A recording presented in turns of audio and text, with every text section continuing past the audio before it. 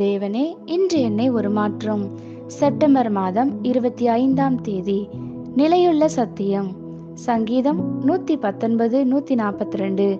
உம்முடைய நீதி நித்திய நீதி, உம்முடைய வேதம் சத்தியம். வசனமே அல்லாமல் வேறு சத்தியமில்லை. சத்தியம் என்று நீங்கள் கண்ட, கேட்ட அல்லது சொல்லப்பட்ட மற்ற காரியங்கள் எல்லாம் வேத வசனத்தோடு ஒத்து போகும்போது மாத்திரமே உண்மையாகும். உங்களிடம் யாராவது ஒருவர் வந்து உங்களிடம் வேத வசனத்திற்கு புறம்பான ஒரு காரியத்தை சொன்னால் அது அப்படியே நிறுத்துங்கள். உடனே வசனத்தோடு பரிசோதித்து பாருங்கள். நிச்சயமாகவே அது வசனத்தின்படி இல்லை என்றால் கேட்பதை நிறுத்திவிடுங்கள். பெரையா பட்டணத்தாரின் நடவடிக்கை இப்படிதான் இருந்தது. மேலும் நாமும் அப்படியே இருக்க வேண்டும். எல்லா விதத்திலும் ஒரே ஒரு உண்மைதான் இருக்க முடியும். அதனால்தான் அது சத்தியம் என்னப்படுகிறது.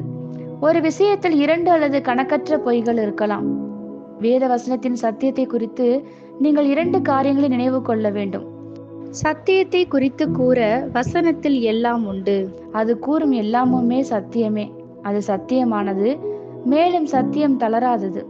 இந்த காரணத்தினாலேயே தேவன் வேதாகமத்தின் கடைசி வாக்கியத்திலே ஒரு நிறைவான முற்றுப்புள்ளியை வைக்கிறார். வசனத்தோடு எதையும் சேர்த்தலும் நீக்குதலும் தேவனின் நிமித்தம் தடை பண்ணப்பட்டிருக்கிறது. நீங்கள் வியாதியாயிருந்து மருத்துவ அறிக்கைகள் அது சுகமாக்கப்பட முடியாது என்று கூறினால், தேவனுடைய வசனம் அவருடைய தழும்புகளால் நீங்கள் சுகமாகிறீர்கள் என்று கூறுகிறது. வசனத்தின் சத்தியத்தை விசுவாசத்தோடு பற்றி கொள்ளுங்கள். சத்தியம் நிறைவேறும். ஏனென்றால் சத்தியமே நிலையானதும் நீடித்ததும் முடிவற்றதுமாய் இருக்கிறது. வசனத்திற்கு எதிரான வாக்குவாதத்தை அங்கீகரிக்கும் உயர் நீதிமன்றம் என்றுமே கிடையாது. அது சொல்லும் காரியம் முடிவானது.